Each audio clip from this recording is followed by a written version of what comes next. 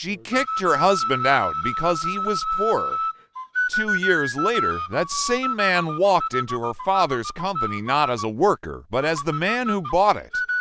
How did this happen? What made him so rich? Why was her father's company up for sale? And what did she do when she saw him again? Sit back and find out. This is the story of a young man named Chidi Okafor.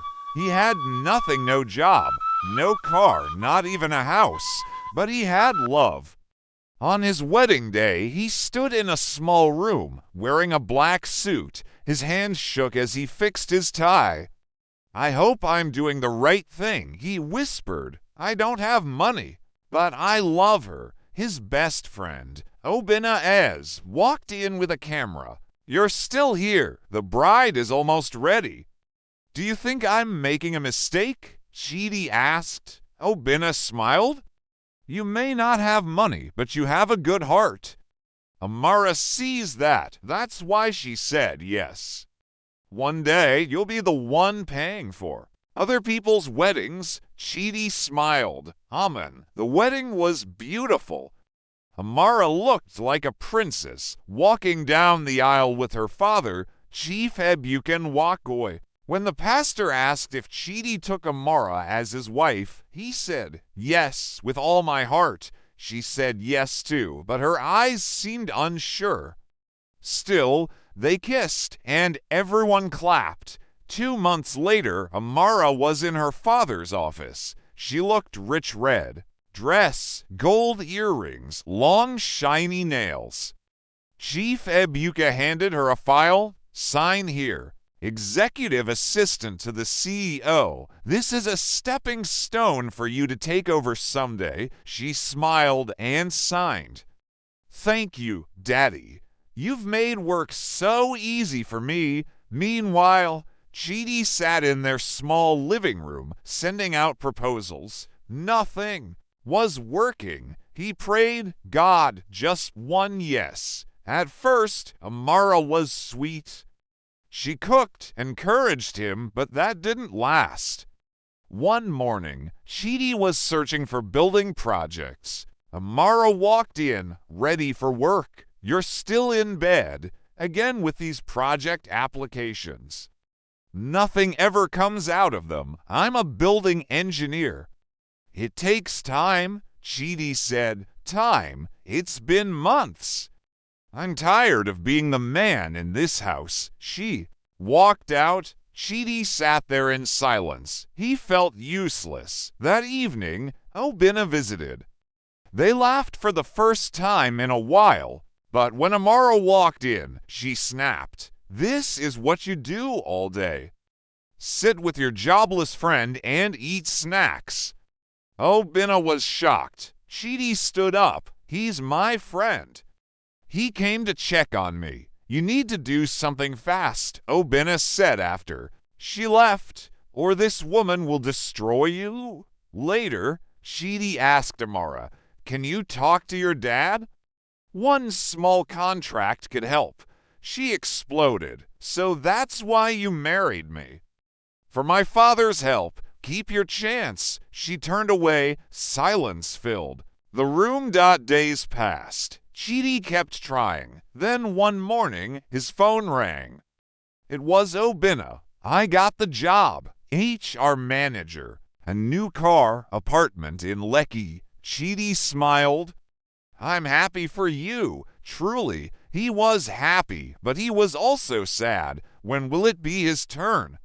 One day, he wore his best shirt and took Amra's second car to a big meeting. He had no choice. She had already taken the main one. At the meeting with Mr. Ogundel, everything was going well. Then Amara kept calling. Chidi ignored it. But the constant ringing annoyed Mr. Ogundel. If you can't control your phone, how will you control a building site? "Leave my office." Outside, Chidi saw 15 missed calls. He picked up. Amara screamed, "Why did you take my car?" "You're not my driver. Go buy your own. You just made me lose." $1 million contract, Chidi said. Support yourself.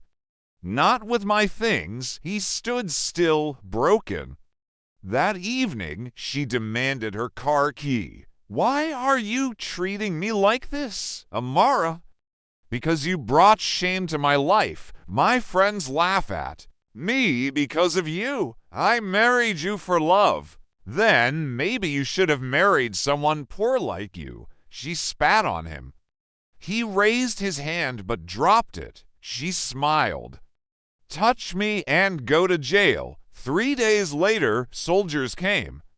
Led by Chief Ebuka, they accused him of beating Amara. He denied it. Still, they dragged him to the barracks. Cold water, crawling under the sun, humiliation. All for something he never did. He returned home in pain. She handed him divorce papers. Sign it. Leave. He packed one small bag and left. At the gate, he called Obinna. Can I stay with you for a while? Of course. My door is open. Obinna saw him and cried. Chidi handed him the papers. She said, I should leave. No sorry. Nothing. You won't end. Like this, Obinna said. Time passed. Chidi stayed strong. Sent proposals. No calls. Empty bank account. Still, he waited. Obinna got promoted again. Chidi smiled. Your win is my win. You're my brother. Chidi went to church. Pastor Emmanuel prayed for him. Start small. Use your hands, he said. At Obinna's office, a big project came up. He suggested Chidi bring him. The board said. The next day, Chidi impressed them. He got the contract, $700,000. He worked hard, delivered quality. More contracts came. In 5 months, he became one of the most trusted engineers in Lagos. He bought a house, car, opened his own office. One Friday, Obinna visited. You should enter real estate, he said. That's a good idea. Chidi agreed. He bought shares in big companies. They called him for estate projects. He expanded. Meanwhile, Amara was alone. No job, no father, full of regret. One day, her father died of a heart attack. After the funeral, loan officers came. Chief Ebuka had mortgaged everything. His company, Jerrycon Engineering, was being auctioned. Amara begged the loan manager, Mr. Bankel, it's too late. Your father signed everything over. At the auction, Gloria sat at the back. Bidding began.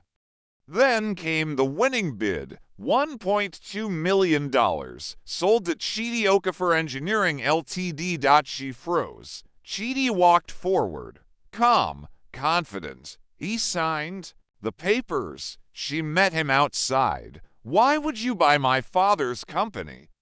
Your father hated me, sent soldiers.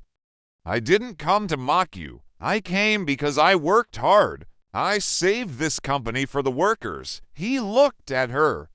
Always treat people with respect, whether rich or poor. He walked away. She stood alone. No job, no father, no husband. Only herself to blame. This story teaches us, never look down on anyone. Life can change at any moment.